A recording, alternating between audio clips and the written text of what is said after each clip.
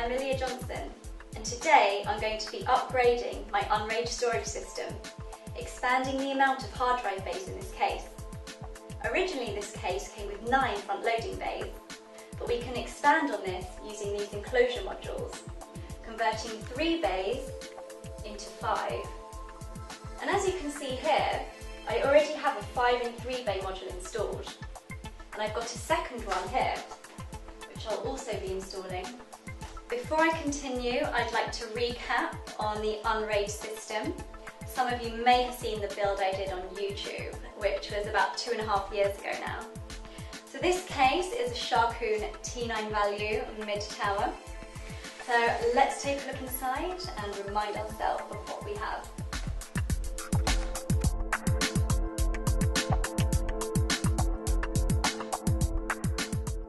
I'm really happy with my choice of colour. That was lime, and I picked it for lime green technology. I think that was a very good choice. At the moment you're looking at the Super Micro motherboard. I think it kind of looks quite small in this case because it's a Micro ATX form factor.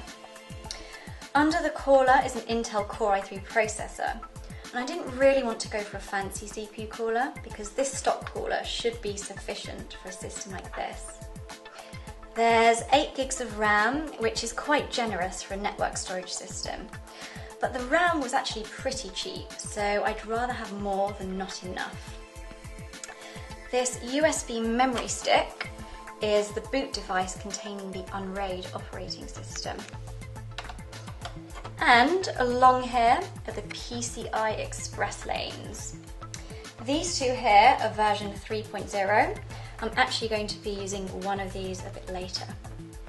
Here are 6 SATA 2 on board, and I've plugged 5 of them in already. They're going into 5 in 3 backplane module. There's one of them which isn't being used right now. Quite a few people on YouTube which ask me the same thing. That is, how I'm going to be plugging in more hard drives when I only have 6 SATA ports. Well, the answer is very simple. That is with this PCI Express card, and this will give me 8 extra SATA ports. But I'm going to be talking more about this later. Let's take a look at the hardware I'm going to be using today. So this is the IC dock, and the reason I chose to get this instead of the IC box is because of the trayless feature in the hot swappable drives. And I'm really hoping that this is going to be much easier to use, because on the IC box I just find these very fiddly. And every time I need to install a hard drive, I have to get the screwdriver out, the screws, and it's very tricky to put back in place. As you can see, I'm struggling here. So I can try that out and see how it works.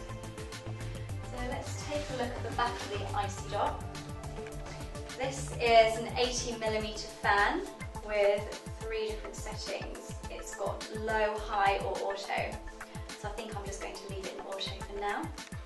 Along the bottom we've got 3 power connectors, and there's 5 SATA ports along the top. So with this IC dock I'm going to be replacing the 3 drive bays here. This is where this will fit. If I really wanted to, then I could put another one here and use up the full capacity, and in total I'd have 15 drive bays. But then I would have the issue of not enough SATA ports. So here, this has 6 SATA ports on board, but the IC box is already using 5 of those, so there's only really 1 left. So you're probably wondering what I'm going to do about that. But that's not a problem because I have this PCI Express expansion card. And on here there are 2 SAS ports. What I will be doing with these are using these 2 cables. And the good thing about this is each one I plug in will give me 4 extra SATA ports. So once both are plugged in, that's 8 in total. So you can work that out. 8 here plus 6 here, that's 14. But if I really did want to use all of these and have 15 drives, I would still need another one. So if you're wondering how I would do that, I've got that figured out. I have another PCI Express card here. This one's actually a lot more simple. I've got 2 SATA ports on here. That would give me in total 16. So I would kind of have one redundant, unless I did something like plugging in an SSD drive maybe, unless I just didn't want to use that extra port. So that will sort out that future issue, but for now I don't really need to use it. I think I should really get on with installing the IC box.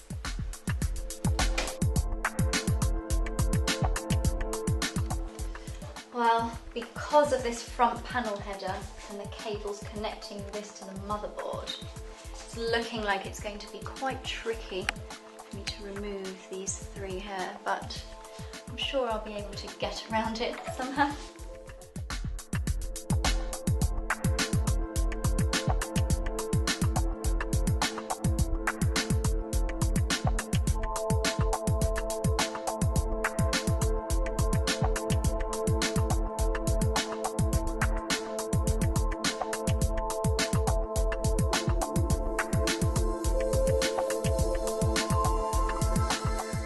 Of these front panels have now been removed, which has created some space for me to install the IC dock.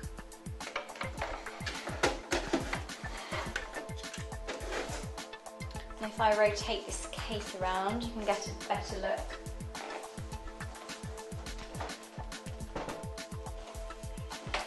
I've got the power connectors here, but there's not really going to be that much room for me to plug these in, so it's going to be quite fiddly. So I think it will be a bit easier if I remove this and plug these in first. I think that's what I should do now.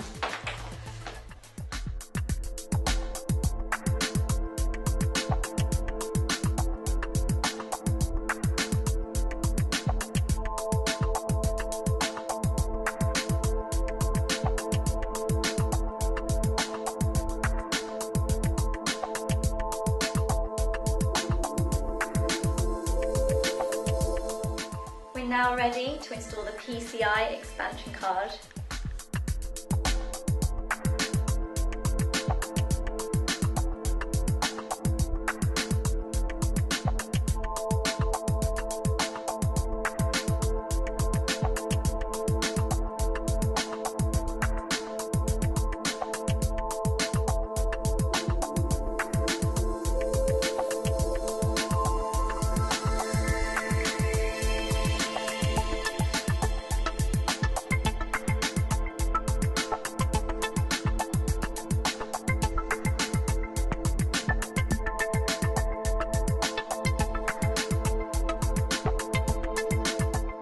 Now that the module and PCI Express card have been plugged in, I'm going to connect everything all up.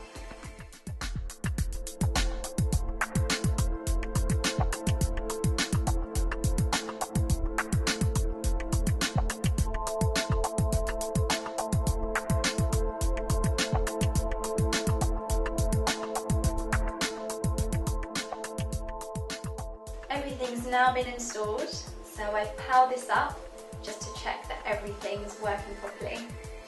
As you can see along here, there are 4 blue lights, and this is on the IC box, which I already installed.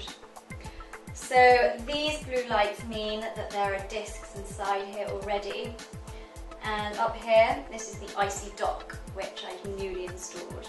So I just want to check that this is all working and connected properly. So I have a hard drive here. I also want to see how easy it is to place inside. And that was very smooth compared to here in the IC box. I'm just going to turn that on now. That was very simple. Very impressed with that. Thank you very much for watching my video, and I do hope that this helps you with your own Unraid project.